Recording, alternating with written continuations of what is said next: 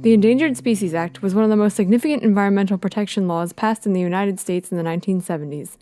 Enacted in 1973, it continues to be the world's most effective species protection law. In its tenure, it has succeeded in preventing the extinctions of 227 species and has improved the conditions of many other species listed for protection.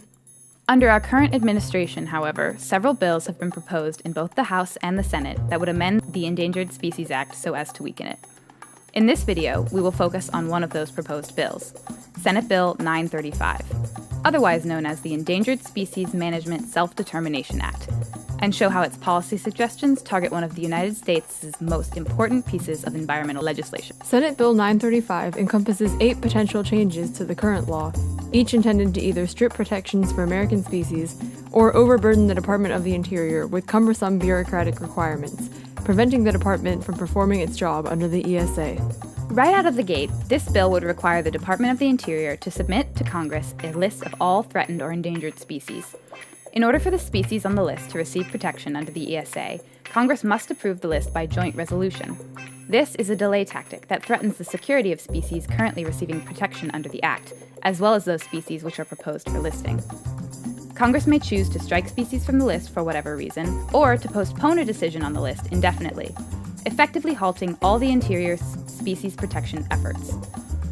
Delays of this kind can be costly for a species. Take the Tatum cave beetle, for example, an insect species unique to one cave in Kentucky. It was first proposed for the list in 1994. The U.S. Fish and Wildlife Service deemed this species as warranted but precluded from listing by other higher priority species.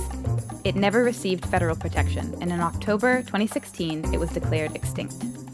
Senate Bill 935 also undermines the long-term benefits that an ESA listing can have for a species by automatically removing it from the list after 5 years. The quickest recovery of a mammal species in the history of the ESA was that of the island fox, which took 12 years of captive breeding and constant monitoring to get the fox population back to healthy levels. If the island fox had been delisted after just 5 years, they might not have recovered so well.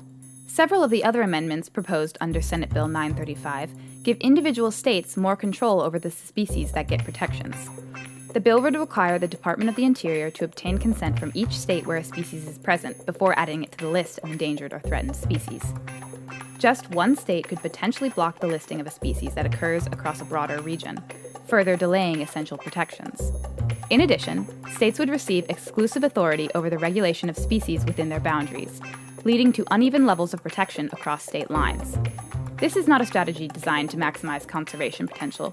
One of the most successful conservation stories in recent years was a result of multi-state cooperation. Federal and state governments, private landowners, and partners across 11 states worked together to improve the condition of the sage grouse, enough to keep it from reaching endangered status.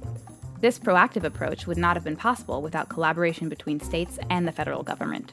The last few proposed amendments would require ESA costs to be listed alongside monthly power billing statements, place near unattainable deadlines on a department for responding to land use applications, and remove protections for a select few species under the Migratory Bird Treaty Act. As with the rest of the bill, these amendments are intended to delay proceedings and weaken the power of the ESA to protect our wildlife. As it stands, the Endangered Species Act is not perfect. However, these new amendments would create more issues for the Interior than they would resolve. While the government spends time arguing about listing decisions, many more species may become endangered or disappear altogether. Rather than creating more roadblocks for protecting endangered species, our energy and resources should be spent ensuring that species never reach a status so drastic that it warrants listing. A proactive, cooperative approach will help us reach our goal of protecting American wildlife for future generations.